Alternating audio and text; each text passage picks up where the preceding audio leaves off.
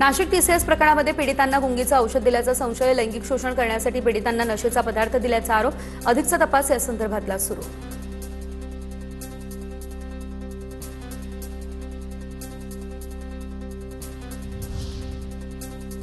जळगावच्या जामनेरमध्ये 15 वर्षीय मुलीचा विनयभंग केल्याची घटना, 22 वर्षीय तरुणाविरोधात जामनेर पोलीस ठाण्यामध्ये गुन्हा देखील दाखल करण्यात आला.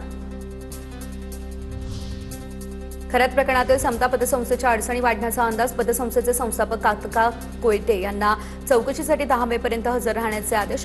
समता पतसंस्थेमध्ये खरात वारसदार असलेली 100 बनावट खाते, या खात्यांवरती 70,000 कोटींचे व्यवहार, ईडीकडून या संदर्भातली चौकशी सुरू. व्यावसायिक सिलेंडर दरवाढीमुळे खाद्यपदार्थांच्या किमतींमध्ये 15% वाढ होण्याची शक्यता, व्यापारी आणि उद्योग संघटनांकडून तात्काळ सिलेंडर दरवाढ मागे घेण्याची देखील मागणी. बीडमध्ये 2 दिवसांपासून अनेक पेट्रोल पंप बंद, परळीमध्ये पेट्रोल पंपांवरती इंधन भरण्यासाठी वाहनांच्या रांगा, हिंगोलीमध्ये देखील डिझेल घेण्यासाठी बॅरल घेऊन पंपांवरती मोठी गर्दी, डिझेल संपल्याच्या अफवेने नागरिकांची धावपळ.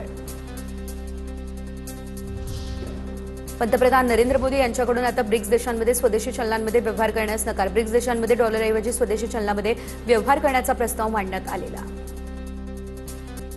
एआयच्या नावाखाली कुणाला कामावरून काढता येणार नाही, मानवी श्रमाची जागा तंत्रज्ञान घेऊ शकत नाही, चीनमधला हांगझोऊ इंटरमिजिएट पीपल्स कोर्टाचा निर्णय, एआयमुळे जगभर लाखो कर्मचाऱ्यांवर घरी बसण्याची वेळ आली आहे.